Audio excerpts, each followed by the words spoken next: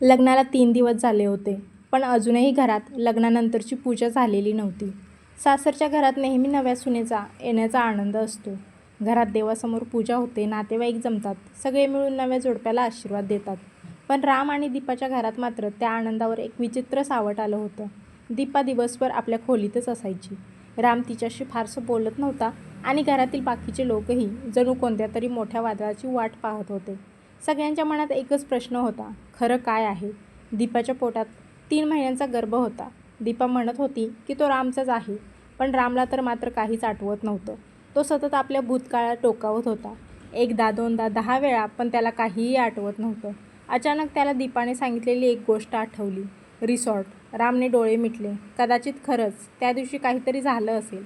त्याने स्वतःला समजवण्याचा प्रयत्न केला, पण मन मात्र काही केल्या तयार होत नव्हतं. राम आयुष्यात कधीही दारूला हात लावत नव्हता, हे दीपाला चांगलंच माहीत होतं. पण त्या दिवशी रिसॉर्टमध्ये दीपाने त्याला जबरदस्तीने ड्रिंक दिलं होतं. राम, आज एकदा तरी घेऊन बघ ना. नाही दीपा, तुला माहीत आहे ना, हे सगळं मला नाही आवडत. अहो, मी आहे ना तुमच्यासोबत. पण तरीही प्लीज राम. दीपाने त्याला खूप आग्रह केला होता. शेवटी रामने तिचं ऐकलं, पण त्याला माहीत नव्हतं त्या ग्लासमध्ये फक्त दारू नव्हती. दीपाने त्यामध्ये एक औषध मिसळलं होतं. असं औषध ज्यामुळे काही वेळातच रामला प्रचंड झोप येणार होती. दीपाला रामला बेशुद्ध करायचं नव्हतं, तिला फक्त तो काही तास झोपून जावा असं वाटत होतं, कारण तिच्या मनात एक भयंकर सत्य दडलं होतं. दीपा त्यावेळीच गर्भवती होती. हो, रामशी लग्न होण्याच्या 3 महिने आधीच दीपाच्या पोटात एका बाळाची चाहूल लागली होती. पण ते बाळ रामचं नव्हतं. हे सत्य दीपाने जगापासून लपवलं होतं, आणि सर्वात मोठी गोष्ट म्हणजे रामपासूनही. दीपाला रामबरोबर कोणताही शारीरिक संबंध ठेवायचा नव्हता, कारण तिला भीती होती, जर रामला खरं कळलं तर तो तिच्याशी लग्न करणार नाही, तिचं लग्न मोडेल, तिच्या कुटुंबाची बदनामी होईल आणि तिच्या पोटात वाढणाऱ्या बाळाचं काय होईल या विचारांनी दीपा आतून पूर्णपणे तुटली होती. म्हणूनच तिने एक भयंकर निर्णय घेतला होता. त्या दिवशी तिने रामला दारू पाजली. औषध मिसळलेलं पेय रामने प्यायलं. काही वेळातच त्याचे डोळे जड होऊ लागले. दीपा, मला अचानक खूप झोप येते, तो सोफ्यावर बसत म्हणाला. दीपाच्या काळजात धडधड सुरू झाली. तुम्ही थोडा वेळ झोपा राम, आपण घरी जायचं आहे ना? हो, जाऊ मग. तुम्ही थोडा वेळ आराम करा, मी सगळं बघते. रामने तिच्यावर विश्वास ठेवला. तो तिथे झोपी गेला आणि दीपा मात्र त्याच्याकडे पाहत बसली. तिच्या डोळ्यात अश्रू होते, मनात हजारो विचार होते. माफ करा राम, ती स्वतःशीच म्हणाली. पण मला तुमच्याशी हे लग्न करायचंच होतं. माझ्या पोटात कोणाचं मूल आहे हे जर तुम्हाला आधी कळलं असतं तर तुम्ही मला स्वीकारलंच नसतं. ती रामच्या जवळ जाऊन बसली. म्हणून हे मला सगळं करावं लागलं. पण तिच्या मनात आणखी एक मोठं गुपित होतं, ज्याचा विचार करताच तिच्या अंगावर काटा यायचा. कारण त्या बाळाच्या वडिलांबद्दलचं सत्य रामला कळलं तर? नाही, दीपा तो विचारही करू शकत नव्हती. त्या दिवशी रिसॉर्टमधून परतताना रामला त्या दिवसाची फारशी आठवणही नव्हती. त्याला फक्त एवढंच आठवत होतं की त्याला अचानक खूप झोप आली होती. पण त्यानंतर नेमकं काय घडलं, दीपाने काय केलं आणि ती त्याला त्या दिवशी घरी घेऊन गेली होती का, याचं उत्तर फक्त दीपाकडे होतं. आणि आता तीच दीपा रामसमोर उभी राहून खोटं बोलत होती. राम, हे बाळ तुमचंच आहे. हे वाक्य बोलताना तिचं हृदय आतून हजारो तुकड्यात तुटत होतं. कारण तिला माहीत होतं, राम जर त्या रिसॉर्टच्या दिवसाची खरी आठवण परत मिळवू शकला तर पूर्ण आयुष्य उद्ध्वस्त होणार होतं. आणि म्हणूनच राम गेल्या 3 दिवसांपासून एकाच प्रश्नाचं उत्तर शोधत होता. आपल्यामध्ये हे सगळं कधी झालं? नवीन नवरी घरात आली होती, पण घरात हास्य नव्हतं. देवघरात लग्नानंतरची पूजा अजूनही बाकीच होती. नातेवाईकांनीही आता घराकडे येणं कमी केलं होतं. सगळ्यांना काहीतरी विचित्र घडल्याची जाणीव झाली होती. आणि या सगळ्याच्या मध्यभागी होती दीपा. दीपा बाहेरून अगदी शांत दिसत होती. ती घरातील सगळं काम करायची, सासूबाईंशी व्यवस्थित बोलायची, रामसमोरही स्वतःला शक्य तितकं सामान्य दाखवण्याचा प्रयत्न करत होती. पण तिच्या मनात मात्र एक मोठं वादळ सुरू होतं. कारण तिला माहीत होतं, तिने रामला जे सांगितलं होतं ते सत्य नव्हतं, आणि खोटं कितीही मोठं असलं तरी ते कायम लपून राहत नाही. एक ना एक दिवस ते समोर येतंच. आणि त्या दिवसाची चाहूल आता हळूहळू लागली होती. रामची आई दीपाकडे बारकाईने लक्ष ठेवू लागली होती. सुरुवातीला तिला काहीच संशय आला नव्हता, पण गेल्या 2-3 दिवसांपासून दीपाच्या वागण्यात काहीतरी वेगळंच जाणवत होतं. दीपा सतत कोणाला तरी फोन करत होती. कधी स्वयंपाकघराच्या एका कोपऱ्यात जाऊन, कधी गॅलरीत उभी राहून, कधी घरच्या मागच्या बाजूला जाऊन. ती कोणाशी तरी हळू आवाजात बोलत राहायची. आणि त्या क्षणी रामची आई तिच्याजवळ जायची. दीपा अचानक फोन कट करायची. पहिल्यांदा सासूबाईंनी त्याच्याकडे दुर्लक्ष केले. त्यांना वाटलं कदाचित माहेरच्या कोणाशी बोलत असेल. पण दुसऱ्या दिवशी पुन्हाही तसंच झालं. तिसऱ्या दिवशीही तसंच. चौथ्या दिवशीही. आता मात्र रामच्या आईच्या मनात संशयाची पाल चुकचुकू लागली. एक दिवस दुपारी रामची आई स्वयंपाकघरात भाजी चिरत बसली होती. दीपा तिच्या खोलीत फोनवर बोलत होती. आवाज खूपच मंद होता, पण काही शब्द मात्र सासूबाईंच्या कानावर पडले. "नाही, आता काहीही बोलू नकोस. थोडा वेळ शांतता." मग दीपाचा पुन्हा आवाज आला. "मी सांगितलं ना, सगळं माझ्या हाताबाहेर गेलं आहे." रामची आई भाजी चिरणं थांबवून तिथेच उभी राहिली. तिने कान टवकारले, पण पुढचं काहीही ऐकू आलं नाही. काही क्षणांनी दीपा खोलीच्या बाहेर आली. सासूबाईंना पाहताच तिचा चेहरा बदलला. "आई, तुम्ही इथे?" "हो." सासूबाईंनी तिच्याकडे पाहिलं. "कोणाचा फोन होता?" दीपा क्षणभर गोंधळली. "माझ्या मैत्रिणीचा." "कुठली मैत्रीण?" "ती डॉक्टर मॅडम आहे ना, त्याचा." "माझी जवळची मैत्रीण आहे." सासूबाईंनी तिच्या चेहऱ्याकडे पाहिलं. "अच्छा." त्या एवढंच म्हणाल्या, पण त्यांच्या मनातला संशय आता मात्र आणखी वाढला होता. कारण डॉक्टर मैत्रिणीशी बोलताना इतकं घाबरण्याचं काहीच कारण नव्हतं. आणि सगळ्यात महत्त्वाचं, सासूबाई जवळ आल्या की दीपा फोन का ठेवते? त्या रात्री रामची आई बराच वेळ विचार करत बसली होती. तिला दीपाने डॉक्टरांसमोर सांगितलेली गोष्ट आठवली. 3 महिन्यांचा गर्भ, रामचं मूल असल्याचा दावा, रिसॉर्टची गोष्ट आणि आता हे चोरून फोन करणं काहीतरी जुळत नव्हतं. तिने मनाशी ठरवलं, या मुलीच्या मनात नक्कीच काहीतरी आहे, पण तिला हे सत्य दीपाकडूनच जाणून घ्यायचं होतं. दुसऱ्या दिवशी संध्याकाळी राम कामावरून घरी आला. तो खोलीत गेला. दीपा बेडवर बसून फोनवर बोलत होती. रामने दरवाजा उघडला आणि त्याला पाहताच दीपाने लगेच फोन कट केला. राम थांबला. त्याने तिच्याकडे पाहिलं. "कोणाचा फोन होता?" दीपा घाबरली. "माझ्या मैत्रिणीचा." "कोणत्या?" "तीच, डॉक्टर." राम काहीच बोलला नाही. तो शांतपणे तिच्याकडे पाहतच राहिला. दीपाने नजर चुकवली. "काय झालं?" रामने काही क्षण तिच्याकडे पाहिलं, मग शांतता आणि नंतर म्हणाला, "काही नाही." पण त्याच्या मनात एक प्रश्न निर्माण झाला होता. रामला अचानक आईचं बोलणं आठवलं. दीपा कोणाशी तरी फोनवर बोलत असते आणि आम्ही जवळ गेलो की फोन ठेवते. रामच्या मनात एक विचार चमकून गेला. कदाचित आईचा संशय खराच असेल. पण त्याने लगेच तो विचार बाजूला सारला. नाही, दीपा माझ्याशी असं करणार नाही. तो स्वतःलाच समजावत होता. पण त्या क्षणी दीपाचा फोन पुन्हा वाजला. स्क्रीन रामच्या डोळ्यांसमोर होती.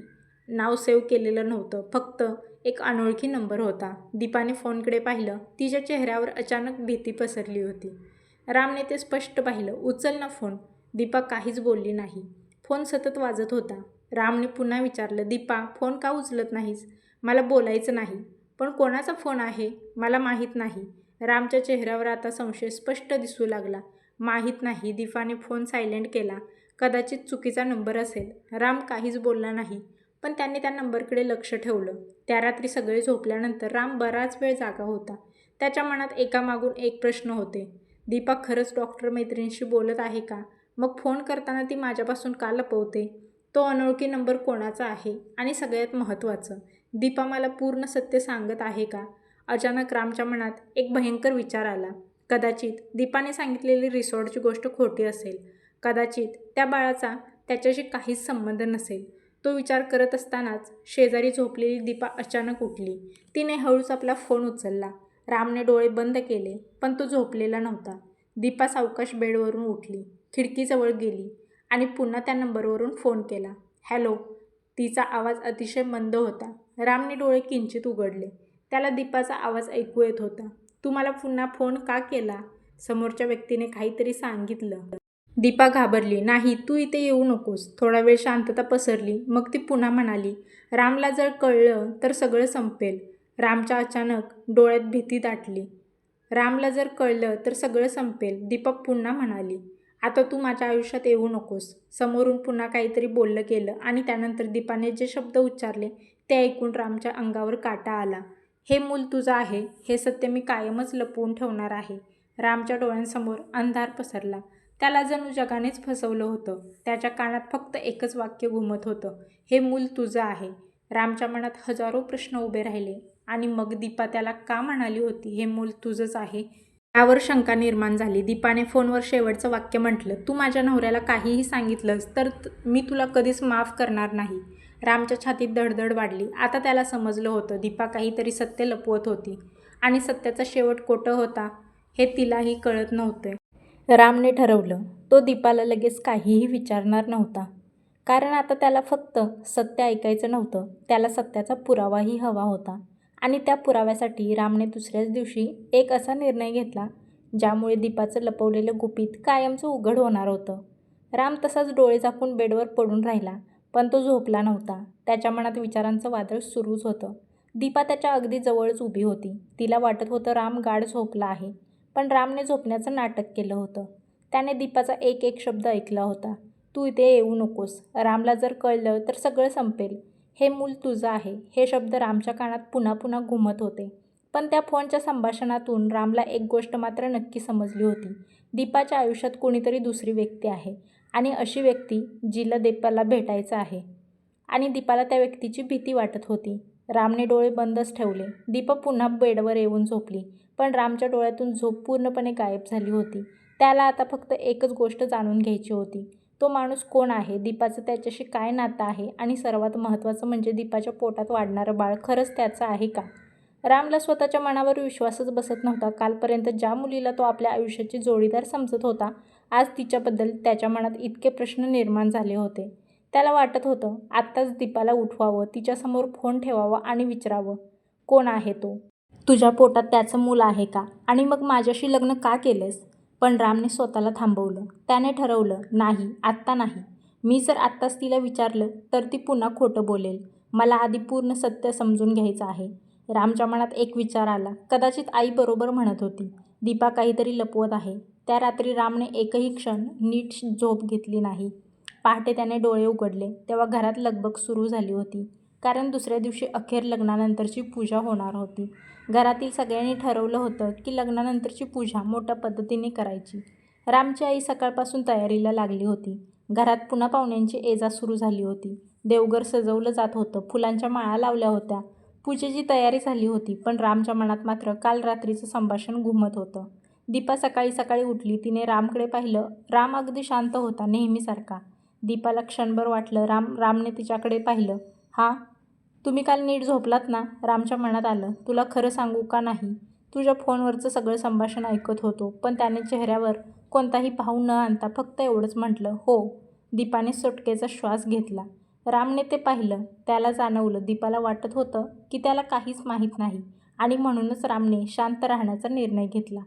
आज पूजा होती. घरात पाहुणे होते. सगळ्यांसमोर जर त्याने दीपाला प्रश्न विचारले तर मोठा तमाशा होणार होता आणि त्याला तमाशा नको होता. त्याला सत्य हवं होतं, पूर्ण सत्य. म्हणून रामने मनाशी ठरवलं, आज काहीही झालं तरी मी शांत राहणार.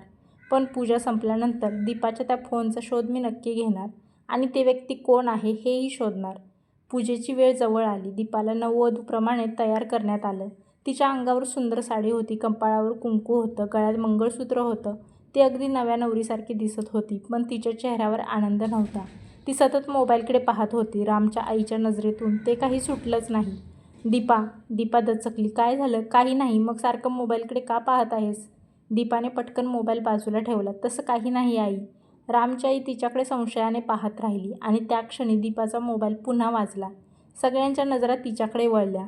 दीपाने मोबाईल स्क्रीनकडे पाहिलं आणि तिच्या चेहऱ्यावरची शांतता एका क्षणात नाहीशी झाली. रामने ते स्पष्ट पाहिलं. तो नंबर पुन्हा तोच होता, काल रात्रीचा. तोच अनोळखी नंबर.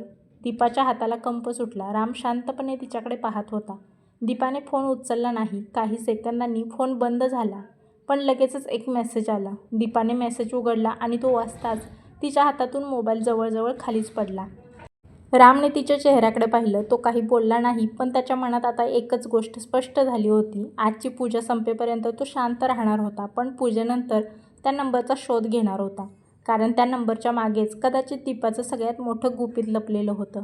रात्रीपर्यंत सगळे पाहुणे आपापल्या घरी परतले. घरात पुन्हा शांतता पसरली. आता त्या मोठ्या घरात फक्त 4च माणसं होती. राम, दीपा, रामची आई आणि रामचे बाबा. काही दिवसांपूर्वी याच घरात आनंदाचा उत्सव होता. पण आता प्रत्येकाच्या मनात एकच प्रश्न होता. दीपाच्या पोटात वाढणारं मूल खरंच रामचं आहे का? पण रामने त्या रात्रीही गोंधळ केला नाही. त्याने स्वतःवर पूर्ण संयम ठेवला. पाहुणे गेले. जेवण झालं. घर आवरलं. दीपा आपल्या खोलीत गेली. रामची आई स्वयंपाकघर आवरत होती. रामचे बाबा हॉलमध्ये बसलेले होते. राम काही क्षण शांत उभा राहिला. मग त्याने आईबाबांकडे पाहिलं. आईने त्याच्याकडे पाहिलं. काय रे? राम हळू आवाजात म्हणाला. मला दीपावर काहीतरी संशय येतोय. आई आणि बाबा दोघेही शांत झाले. कसला संशय? रामने आजूबाजूला पाहिलं. मग तो त्यांच्याजवळ जाऊन बसला. आई, त्या रात्री दीपाने कोणाशी तरी फोनवर बोलताना मी ऐकलं होतं. रामच्या आईच्या चेहऱ्यावर चिंता उमटली. काय ऐकलंस? रामने सगळं सांगितलं. दीपाने फोनवर कोणाशी तरी बोलताना म्हटलेलं, रामला जर कळलं तर सगळं संपेल आणि हे मूल तुझं आहे. हे ऐकताच रामच्या आईने कपाळावर हात ठेवला. देवा! रामचे बाबा मात्र शांत होते. त्यांनी विचारलं, पण तुला खात्री आहे का? तू नीट ऐकलंस का? हो बाबा, राम ठाम आवाजात म्हणाला. मी झोपलो नव्हतो. मी फक्त झोपल्याचं नाटक केलं होतं. काही क्षण तिघेही शांत राहिले. पण मी आत्ताच दीपाला काही विचारणार नाही. मग? मला आधी पुरावा हवा आहे. रामचे बाबा त्याच्याकडे पाहत होते. राम पुन्हा म्हणाला, उद्या मी बाहेर जाण्याचं नाटक करतो आणि तुम्ही दोघेही बाहेर कुठेतरी जाणार असल्याचं कारण सांगा. आईने विचारलं, पण त्याचा काय उपयोग? राम हळू आवाजात म्हणाला, दीपाला वाटलं पाहिजे घरात कोणीही नाही. मग ती व्यक्ती भेटण्यासाठी आतुर आहे. तो कदाचित घरी येईल. रामच्या आईच्या चेहऱ्यावर चिंता उमटली. पण राम, आई, मला सत्य जाणून घ्यायचं आहे. तो थोडा थांबला आणि म्हणूनच मी आत्ताच घरामध्ये CCTV कॅमेरा लावणार आहे. बाबांनी लगेच विचारलं, कुठे? मुख्य दरवाजा, हॉल आणि घराच्या बाहेर. राम म्हणाला, मला दीपाच्या खोलीत कॅमेरा लावायचा नाही. तिच्या वैयक्तिक आयुष्यात मला डोकावायचं नाही. पण घरात कोण येते कोण जातं हे मला समजलं पाहिजे. रामच्या आईने मान हलवली. हो. बाबांनीही त्याच्या खांद्यावर हात ठेवला. तू जे करतो आहेस ते विचार करून कर. पण खरंच काही गडबड असेल तर सत्य समोर आलंच पाहिजे. रामने मान हलवली. मला फक्त सत्य हवं आहे बाबा. सत्य काहीही कडू असलं तरी. असं म्हणत राम उठला. तिघांनी ठरवलं की दुसऱ्या दिवशी सकाळपासून सगळं रामच्या योजनेप्रमाणे करायचं. राम CCTVची व्यवस्था करणार होता. आई बाबा बाहेर जाण्याचं नाटक करणार होते आणि राम स्वतःही बाहेर जाणार असल्याचं दीपाला सांगणार होता. दीपा काय करते, कोणाला फोन करते, कोणाला भेटते हे सगळं कॅमेऱ्यातून समजणार होतं. तो आपल्या खोलीत गेला. दार उघडलं, पण आत गेल्यावर तो थबकला. दीपा अजूनही जागी होती. ती बेडवर बसलेली होती. रामला पाहताच तिच्या चेहऱ्यावर गोड हसू उमटलं. आलात? रामने फक्त मान हलवली. हो. दीपा त्याच्याकडे प्रेमाने पाहू लागली. आजची पूजा किती छान झाली. आपण दोघे देवासमोर बसलो होतो तेव्हा मला ना खूप छान वाटत होतं. राम शांत होता. तो कपडे बदलत होता. दीपा मात्र त्याच्याशी सतत बोलत होती. राम, आपलं बाळ गोड असेल ना? रामच्या हाताची हालचाल क्षणभर थांबली. त्याने तिच्याकडे पाहिलं. दीपा हसली. तुमच्यासारखं असेल की माझ्यासारखं? राम मनातल्या मनात राग आवरत होता. रामने जबरदस्तीने हलकंसं हसू आणलं. तुम्ही बाबा होणार आहात. रामच्या मनात वादळ होतं, पण चेहऱ्यावर मात्र काहीच दिसू दिलं नाही. तो फक्त म्हणाला, हो. तुम्हाला आनंद झाला नाही का? राम काही क्षण शांत राहिला आणि म्हणाला, आनंद झाला. दीपाने त्याचा हात आपल्या हातात घेतला आणि माझ्याकडे असं का पाहता? रामच्या मनात आलं, कारण मला आता तुझं सगळं खोटं माहीत आहे. पण त्याने काहीही बोललं नाही. काही नाही दीपा. दीपा त्याच्यावर विश्वास ठेवून पुन्हा हसली. आपलं बाळ जन्माला आलं ना, तर आपण त्याचं नाव काय ठेवायचं? रामने डोळे मिटले. त्याला त्या क्षणी दीपाच्या प्रत्येक शब्दामागे खोटं ऐकू येत होतं. पण त्याने स्वतःला सावरलं. तुला जे आवडेल ते. दीपा आनंदाने म्हणाली, मला ना एक नाव सुचलंय. ती बाळाबद्दल बोलत राहिली आणि राम मात्र तिच्या प्रत्येक शब्दाला हो, बरं अशी उत्तरं देत राहिला. शेवटी तो बेडवर झोपला. त्याने डोळे मिटले. झोपण्याचं नाटक केलं.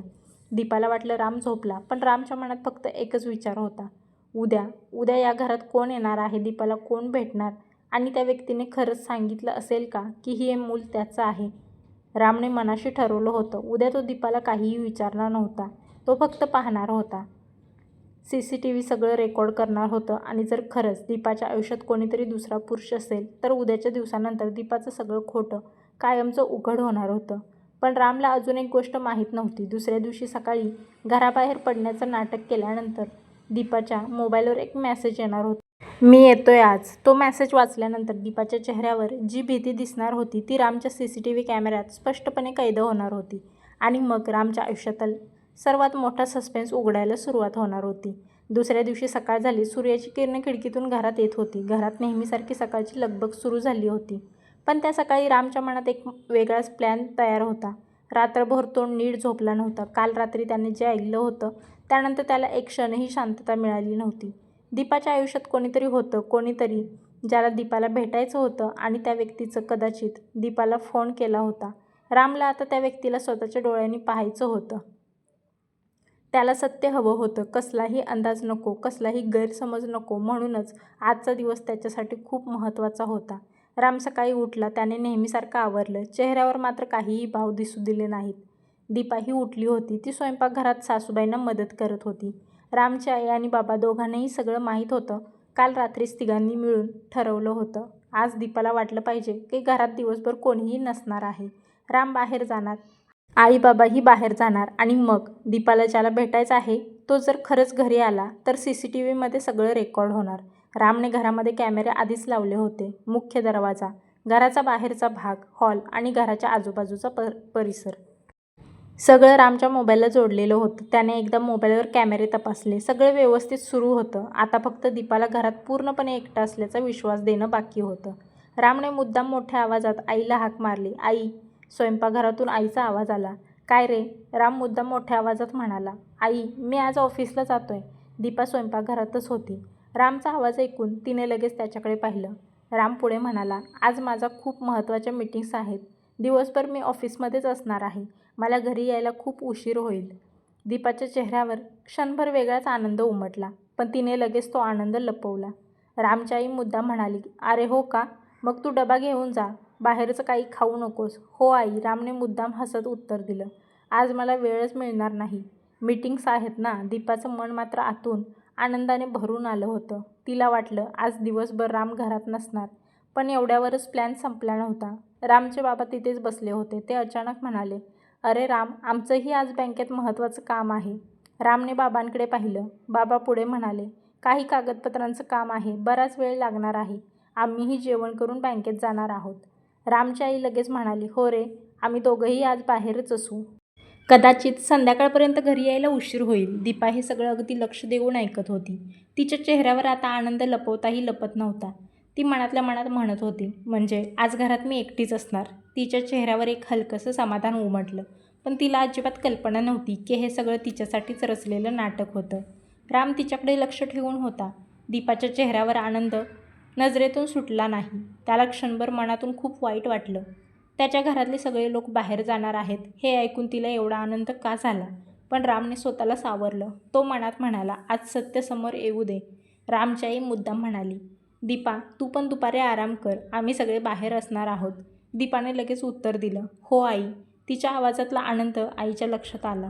रामची आई काहीच बोलली नाही. फक्त मनात म्हणाली, आज बघूया तू नक्की कोणाची वाट बघत आहेस. रामने डबा घेतला. बॅग खांद्यावर घेतली. तो घराबाहेर पडण्याच्या तयारीला लागला. दीपा त्याला दरवाजापर्यंत सोडायला आली. लवकर या. रामने तिच्याकडे पाहिलं. त्याला माहीत होतं तो आज खरंच ऑफिसला जाणार नव्हता. पण त्याने अगदी सामान्यपणे विचारले, का? दीपा क्षणभर गोंधळली. काही नाही, तसंच. रामने हलकंसं हसत म्हटलं, आज मी उशिरा येईन. राम घराबाहेर पडला. पण काही अंतरावर गेल्यावर त्याने आपली गाडी एका बाजूला थांबवली. त्याने मोबाईल काढला. CCTV कॅमेऱ्याचं ॲप उघडलं. त्याच्या मोबाईलच्या स्क्रीनवर त्याच्या घराचा हॉल स्पष्ट दिसत होता. रामने पुन्हा घराकडे पाहिलं. आता घराच्या आत फक्त दीपा होती. काही वेळाने रामची आई आणि बाबा देखील घराबाहेर पडले. ते मुद्दाम गाडी घेऊन बाहेर गेले. दीपा दरवाजात उभी राहून त्यांना जाताना पाहत होती. गाडी रस्त्याच्या वळणावरून गायब झाली. घराचा दरवाजा बंद झाला. आता घरात फक्त दीपा होती. दीपाने काही क्षण शांतपणे उभं राहून आजूबाजूला पाहिलं. तिला खात्री झाली होती घरात कोणीही नाही. तिच्या चेहऱ्यावर पुन्हा एकदा तेच गूढ हसू आलं. ती हळूहळू आपल्या खोलीत गेली. राम दूर बसून मोबाईलवर सगळं पाहत होता. त्याच्या हृदयाची धडधड वाढली. आता बघूया दीपा, तू काय करतेस? काही मिनिटं शांतता होती. मग दीपाने आपला मोबाईल हातात घेतला. ती स्क्रीनकडे पाहतच राहिली.